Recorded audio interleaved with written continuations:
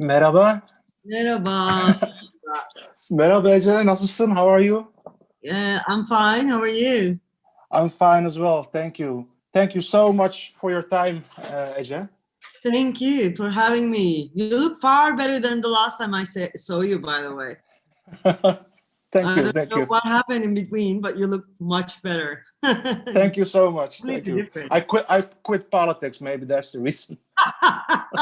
This is you quitting politics? So, You Ece, mean if you don't... the party politics or something? Have you been doing that? Yeah. So, we can talk about it later on if you want, but maybe Okay. that's the reason. But thank you anyways, thank you. And you look great as always. Oh, So thank that, no you. different. Thank you. Why are So, you in Canary Islands? well, mostly because it's much warmer here than in Amsterdam. Yeah. Yeah, to be honest, and also a bit less of a lockdown. Yeah. And where are you? Zagreb, Croatia. Zagreb. Oh, okay. And there's no Okay. lockdown here. No, bars and restaurants are closed, but otherwise no lockdown. So I'm kind of Yeah. lucky as well. Well, yeah. Let's get right to the Yeah, chase, sure. if you don't mind. Well, this week we saw crazed Trump supporters in Washington D.C. breaking and entering the Capitol building, ransacking the offices of congresswomen and congressmen. Images we would never have imagined happening in the United States before. Yeah. And while this was going down, like everybody else, I was watching it on TV, on social media, and I couldn't stop thinking, Ece, while watching all this, about your book, your prophetic book, How to Lose a Country, Yeah. The 7 Steps from Democracy to Dictatorship, first published in 2019, translated into a lot of languages. And in your book, you gave a stark warning to the world. You were talking about the patterns you were seeing through your own experience in Turkey, about the rise of right-wing populism. You described the Netherlands, you described Brazil, you described the UK, and also, of course, Trump. So please help us, Ece. Tell us what went down this week in Washington, D.C. What does this tell us about global right-wing populism and about the state of Western democracy? And maybe more importantly, Ece, what can we do and what should we do going forward? Well, first of all, frankly, it doesn't feel good at all to be the Cassandra going around telling that this will happen to you as well. You're right. It has been published in many languages, How to Lose a Country. But then, I have been going around these countries as well as the book was published and talking to people saying that, almost trying to prove that there are similarities. There is actually a global pattern that is repeating itself in every country, regardless of the differences of those countries. And it was quite hard for people to acknowledge, to recognize the pattern, not because they were there, not because it wasn't obvious, but because I think people emotionally were not ready to accept the fact that they are as crazy.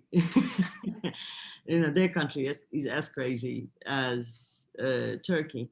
And I have to tell you, actually in Amsterdam, when Verloren Land was published, I had an event in De Bali, a big event, and there was a journalist,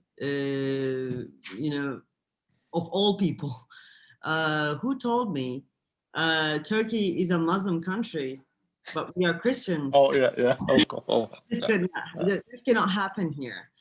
And I remember saying, think Christianity will save you from fascism. Good luck. So it is. First, I really do not enjoy saying this. The fact that it is happening everywhere. Second, and this is the more important part, I'm doing this, I'm explaining this, not to promote my book, not at all.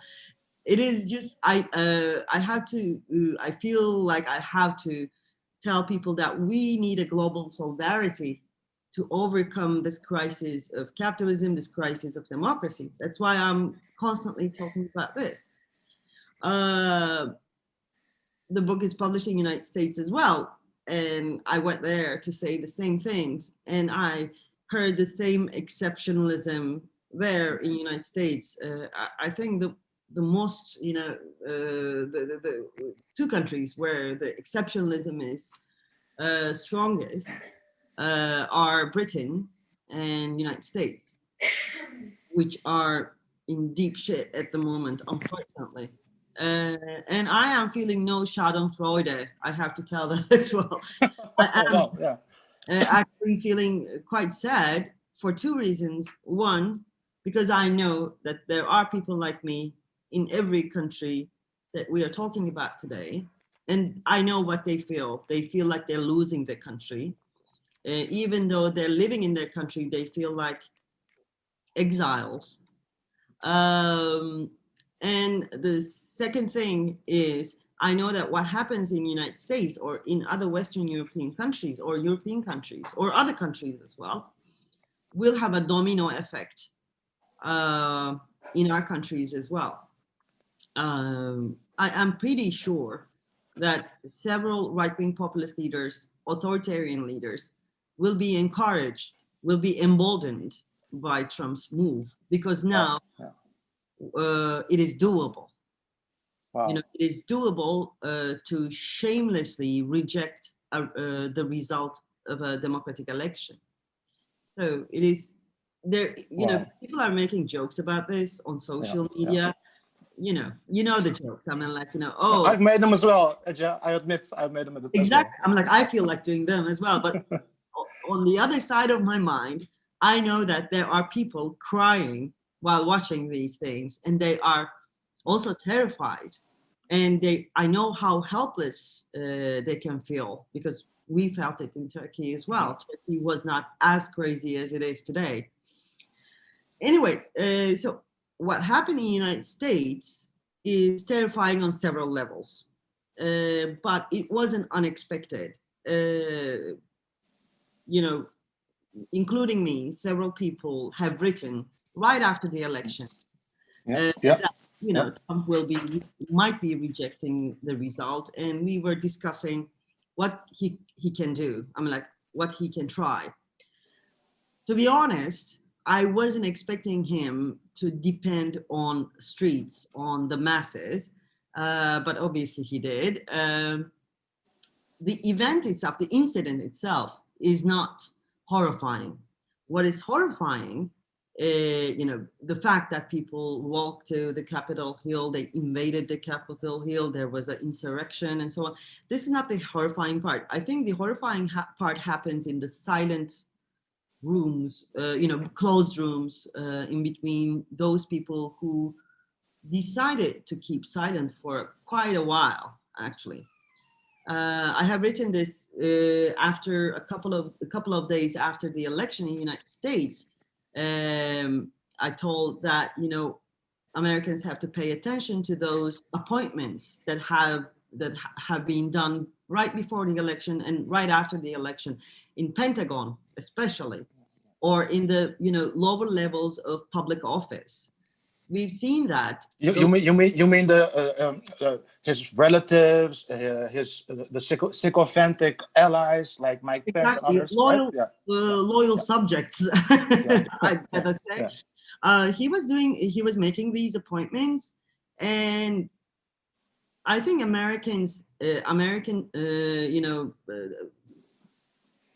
Democrats felt like he wouldn't dare, or the system will hold, or the institutions will defend democracy. This is the main, mistake in this kind of situation.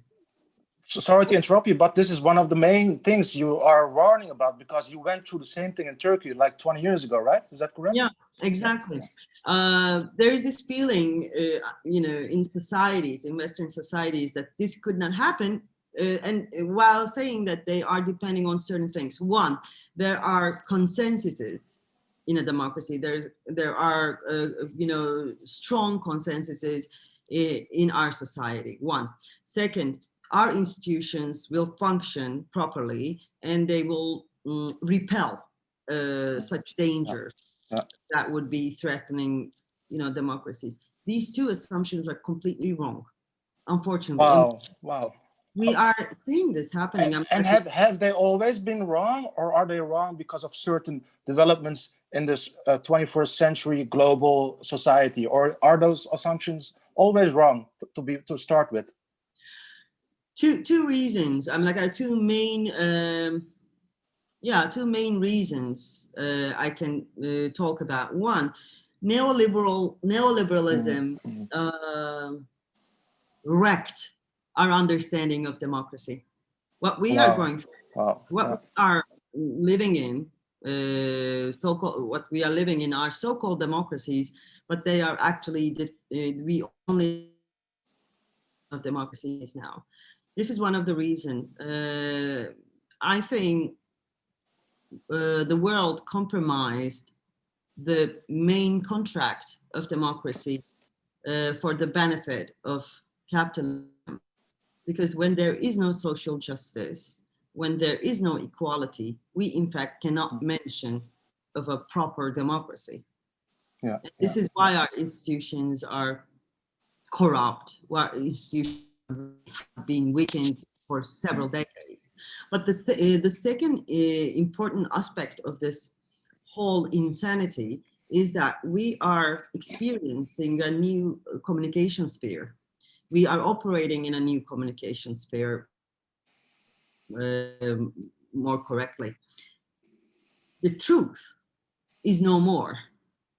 You know, several decades ago, or a few decades ago, in fact, we had this reality, fact, truth that would be revealed at the end of all the skirmish, all the insanity, all the confusion. We no more have that. And this is thanks to unregulated communication sphere. What do you mean by unregulated communication sphere? Can you explain that more? I'm talking about social media. We have social media, and thank God we have it, but we still could not regulate it. So it is a jungle. So false propaganda, disinformation, misinformation these things are no more monopolized by political power, but it can, such things can be triggered by individuals. They can be funded by political money or not, but anyone can hurt the truth. Anyone can damage the communication sphere. This is one of the important things. We have to remember pre-Second World period, when radio became the mass communication tool, and how Nazis used this as a mass propaganda tool. And this is what's happening now. Social media is now being used as a mass propaganda tool by right-wing populism, by authoritarianism, and in a larger scale by organized and mobilized ignorance. So we have this problem. There's this misunderstanding of equality now in terms of information, and in the communication sphere. The self-assured, ignorant claims equality with the learned. So this, sort of fucks up everything. At the very heart of our problem stands this. So it is very important that Facebook and Twitter banned the account of Donald Trump's account very, very lately, but still, it is a step forward, I would say. So yeah, these are the two things. One, the democratic institutions have been damaged already since the end of 1970s. And the communication sphere is not regulated.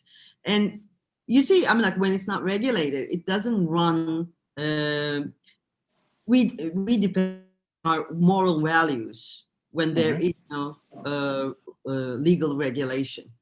And now those moral values are also moral values, and minimum consensuses of societies are disturbed as well.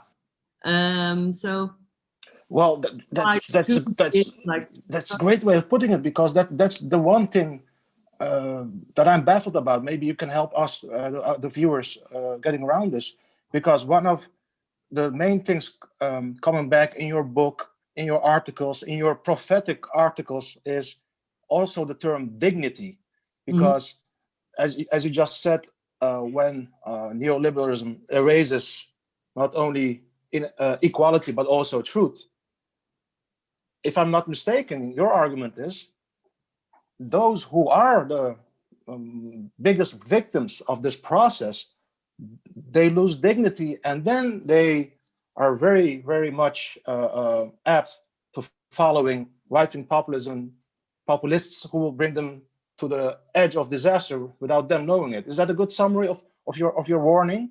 Like, Yeah, sorry, like look at this, all these guys with these crazy costumes in the White House.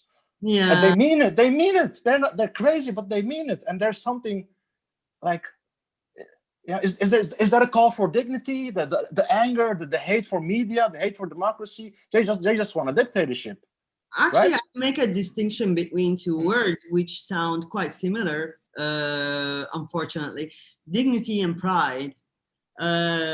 I think those who have broken dignities are falling for the false promise of mending their pride, which is, manufactured by right-wing populism and authoritarianism.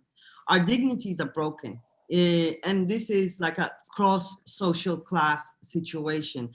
Not only the poor and the underprivileged or the powerless feel that, but also I think the powerful, not powerful, privileged and upper class feel the same thing as well. Our dignities are broken because of the system, because we are not living in a humane system. And each and every day we have to refute our understanding of humanity in order to adapt to the rules of free market-based society.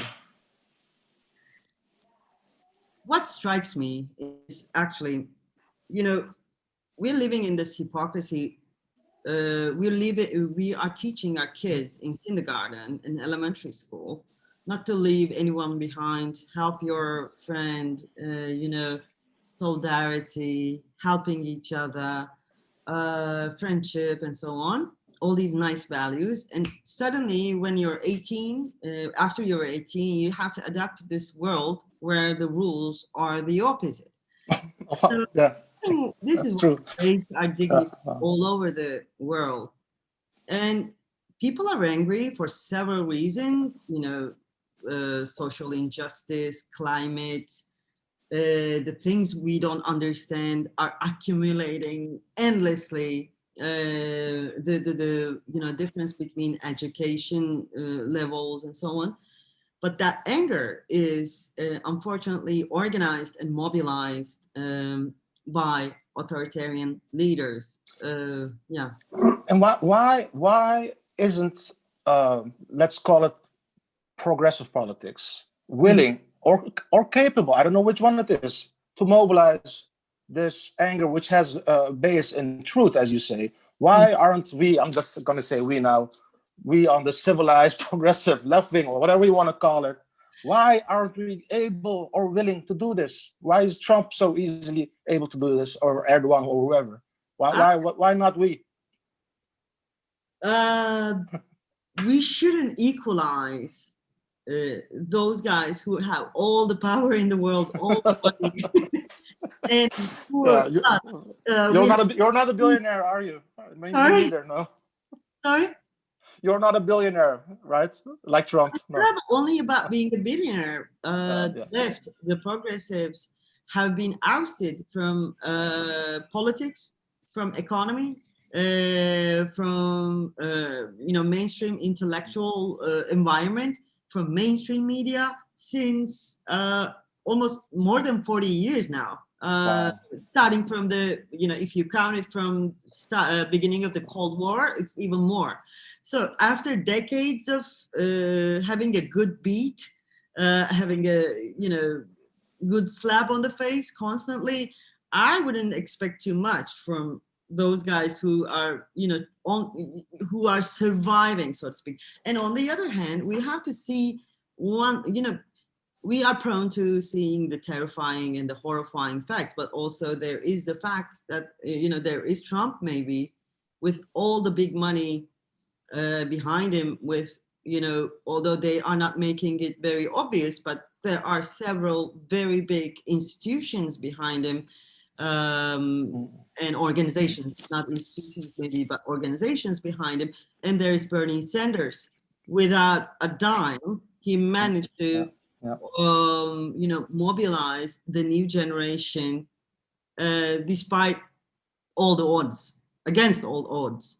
So that is very powerful. And also, when we're talking about social media, unregulated communication sphere, and how it is manipulated by authoritarian leaders, we have to keep in mind that actually social media was a tool for Arab Spring to happen, for several other important protests to begin. Even Gezi Park in Istanbul, remember, with the Twitter? Absolutely.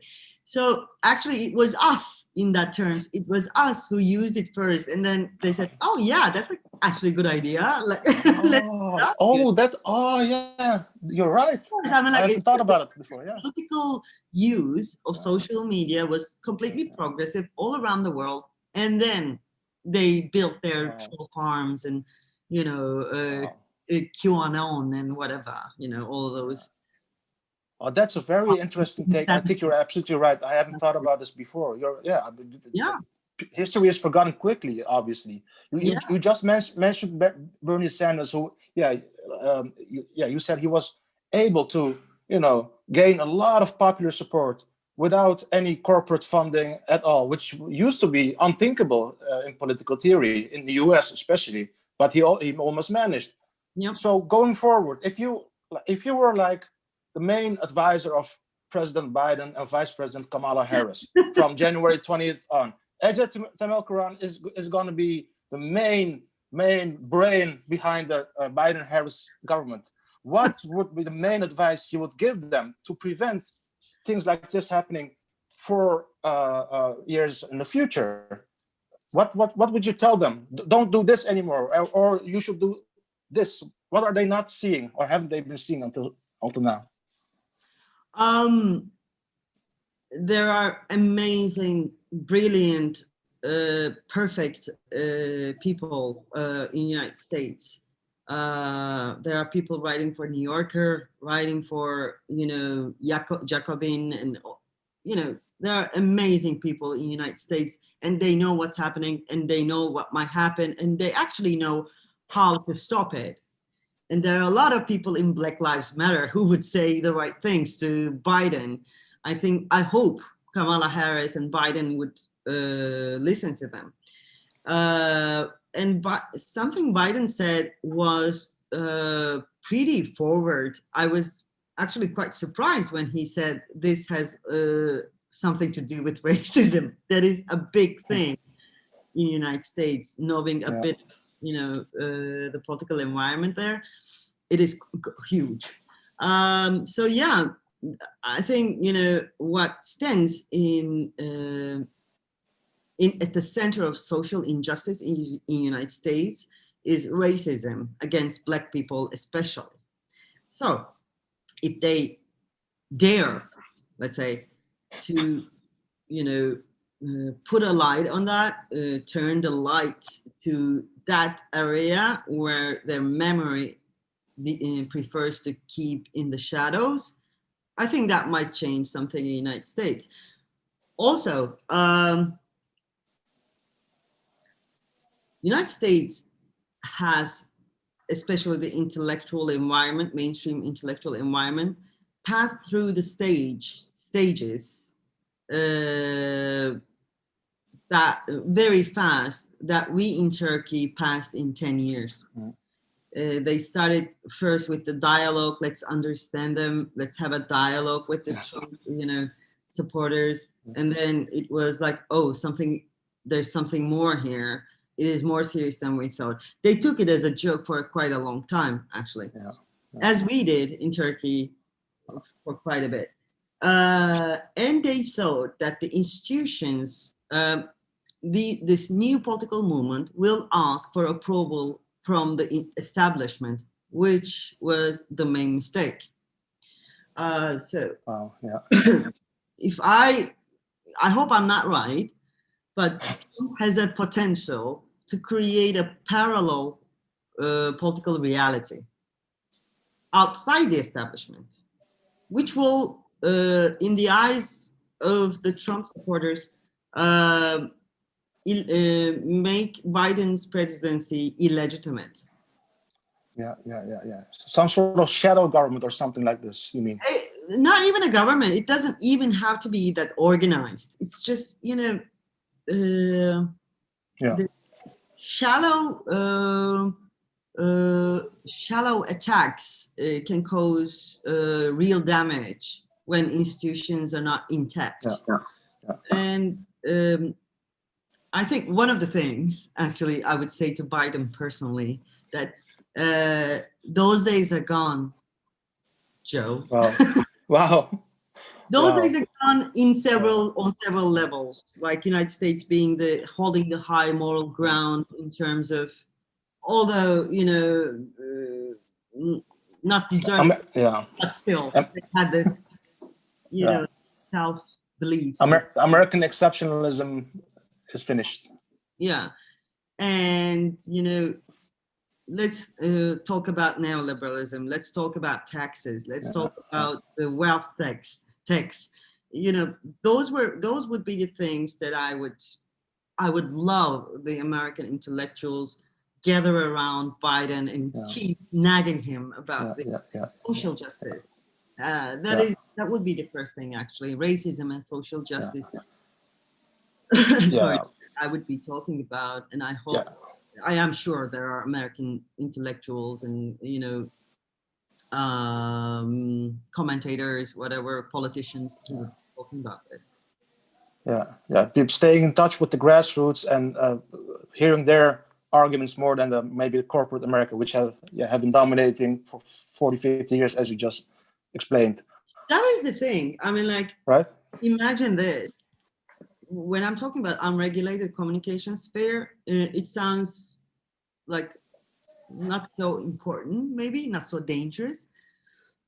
We are talking about companies, social media companies, and other kind of companies as well, that no institution on the planet can control. Cannot leash it. Actually, okay, it is great that Twitter and Facebook banned Trump from social media, and I see no freedom of expression issue here, by the way. But these companies did this on their free will. You see, nobody could have told them, stop it. That's interesting. That's interesting. Well, that's very interesting. Why do you think Twitter waited until an almost coup, so to speak, to discard Trump from their own platforms? Why now? Why not before? I don't know. I think, I hope these people one day will realize that what they are doing, this company that they own, is a political entity. In the United States, especially after 1980s, there was this hatred of politics, damning of politics, considering politics dirty, and so on. So there is a new generation, new as in like they're in the 40s, actually my age, people, not new generation, in their 40s or 30s. They don't acknowledge the fact that everything is political. And if you are owning the biggest communication sphere in the planet, what you're doing is extremely political. I think the biggest, the first mistake to begin with is that thinking, imagining, talking, communication as a apolitical action. When I look at Zuckerberg, especially Zuckerberg, I don't know if he's faking it or he's really believing this. He does not acknowledge that he's a political power. It's true. That's true. You're right. But He's he is. denying it He's even actually openly. the Yeah, biggest yeah, yeah, political yeah, power in the yeah, world, yeah. maybe. Wow. So Yeah. What would you say again to those? Because there are in the Netherlands as well, all over the world. They're like, Twitter is banning free speech. You just said, I don't think it's a free speech issue. no, Could you elaborate a bit more on that? Could you elaborate a bit more on what you just said about Twitter banning Trump is not a free speech issue, because it's a private corporation, right? Is that? Yeah, well, it's not only about that, but also, there is now, I see, especially in Turkey and in the United States, there's this new discussion since this morning, like 2 days or 3 days after the incident in Capitol Hill, that should be considered this banning Trump from social media sphere, censorship or not. I'm so sorry. Let's get realistic. In the current state of the world politics, we don't have that luxury. We don't have that luxury to talk about freedom of expression of Trump. Let's talk about freedom of expression of socialists or Bernie Sanders. Wow. Wow, that's a great way of expressing it, Ece. That's one thing also that bothered me and many others. Imagine a Black Lives Matter activist exactly ransacking the Capitol. They would be shot dead, right? Cold-blooded. The hypocrisy is also astonishing, like you just greatly expressed. It's in front of us, and still a lot of people on the right don't want to see it. Okay, I talked about this in How to Lose a Country. There's this big mistake since 1980s, especially in media, and now it's spreading in social media and to the discussions about social media. People mix two things, objectivity and neutrality. And neutrality is not objectivity, and you don't have to be neutral if you're trying to be objective. Wow. And when you're neutral in an unequal relationship, when you are observing and commenting on an unequal relationship, unequal, whatever, an unequal relationship, you're not objective. You're taking sides. Wow. Wow, that's interesting. This powerful. So so in the name of objectivity, people tend to be neutral, and that automatically puts them on the side of the powerful and the oppressor. Wow. This reminds me of a saying by Howard Zinn, the famous historian. He passed away like 20 years ago. Yeah. He said it not as elegantly as you, but his point was probably more elegantly than me. No, really not. But it's the similar thing. He said, you cannot be neutral on a moving train. The train is moving in a certain direction, and you're like, I'm neutral about the direction. I didn't know that. I'll check it out. Nice.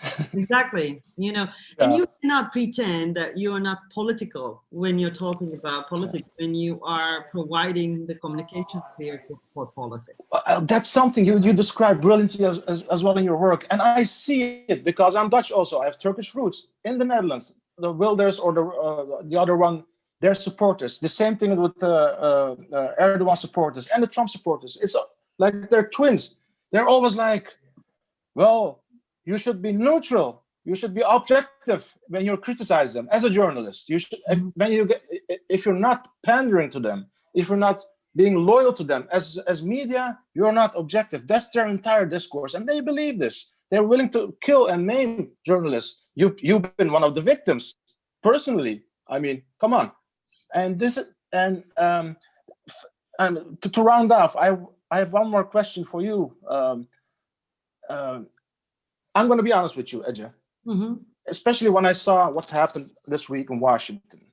I could not resist having a very frightened and also kind of maybe almost elitist sense taking over me. Who are these idiots? I mean, I'm almost like thinking, let's take their vote away from them, which I would never really say or believe. But I'm afraid of these people. Should I be afraid of these people? And if yes, how to deal with it? I don't. Maybe a vague question, but I mean, I'm afraid of my elitist feelings seeing these people going berserk. Also in other countries, by the way, but especially this week. Mm. Where am I wrong? Tell me what I'm doing wrong here.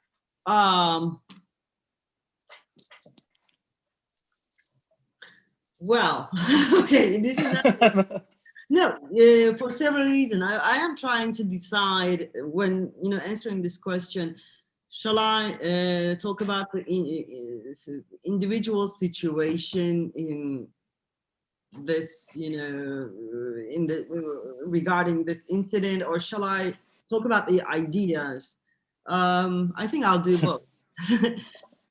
I was about to say, well, your skin is not white enough not to be afraid. Yeah, maybe that's it. Yes, maybe that's My it. hair is not blonde enough to feel comfortable either. So, yeah, yesterday I was talking to my brother. He's living in Atlanta, actually. Wow. Everything happened. And he looks like you. He's, he has curly hair. He looks like, half black in a way. So I'm actually, worried about him. But then these are our individual matters, individual problems. What is more important, I think, is before saying that, fear will become a big part of our life. I'm reading a book. I just finished a book. It's called Together, and it's going to be out in May in English and several other languages in in following months. What was the title again? I'm sorry. Together. Together. Okay, great. Congratulations. Yeah. Yeah. So one of the chapters is about fear, and I thought about fear. Not because it is globally a thing that we have to discuss, a topic that we have to discuss, because I also feel fear as well. So fear, for several reasons and on several levels, will become a part of our life. So let's feel comfortable in it to start.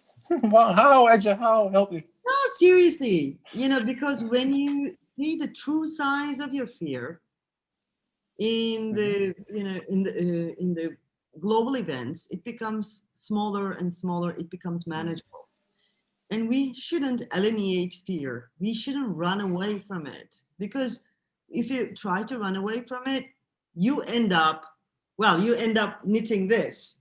I have knitted myself. I finished it yesterday because I wanted to build a cocoon to myself, and many people are trying to build a similar cocoon. That's absolutely true. Yeah. Wow. Yeah. So we are avoiding giving up our political agency when we fear the fear. Mm-hmm. So we have to be, more welcoming to our fears. Well, yeah, that's great advice, actually. Yeah. This is something you really thought about and talked about in the book, in the coming books. So that's why it's very fresh in my mind. And another thing, we shouldn't be afraid of these people, but rather we have to think realistically. How can the people like us, who bother to have YouTube videos like this and who bother to watch these YouTube videos, let's say, how can we have political power as much as they do? And how many are we? That's one of the questions I really want to ask. How many? I mean, are we the silent majority? Are we, or are those ransacking people? I think we are not vocal enough to know about each other. So True. Yeah. So how many are we? There was actually a website in Turkey like 15 years ago. They were the name of the website was How Many Are We? Really? At one point, I Kaç think. kişiyiz? Ne kadarız? Kaç kişiyiz? Kaç kişiyiz? I don't remember, but it was something like that. So globally, maybe we have to be aware that we are also many, and we have political agency as well. So rather than fearing and closing up, locking ourselves in, we have to open up. We are damn afraid, but we have to deal. We will deal with this. I think that would encourage us more, and that would help us more to stand straight. Wow. Those are great words to end with, Ece. Is there anything else you want to share with my or our audience about current affairs? Not really. I think Okay. everybody talks about the same thing nowadays, and it is like watching a TV show, watching American politics. One thing though, so interesting, when it happens in Holland, when it happens in Turkey, in Pakistan, in India, nobody really understands what's going on, but entire world now knows what's going on in the United States. I don't know if it's a lucky thing for the Americans or not, but it is. Let's hope it is, and yeah, please allow me to wind down with again mentioning your previous book, How to Lose a Country.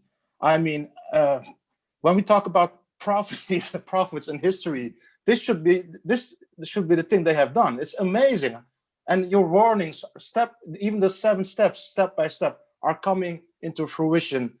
I hope the lessons of your book and your work will be learned more now than ever, especially in the West, as you say. And I'm also very much looking forward to your new book, Together. Great title. Thank you so much again, Ece, for your time. Thank you, Zihni. Teşekkür ederim. It was Ben such sana teşekkür ederim. delight to be with you. Bu kadardı Ece. Çok memnun oldum ya. Teşekkürler. Ben de öyle. Ya. Sen politika ne yapıyordun? Ya aslında Twitter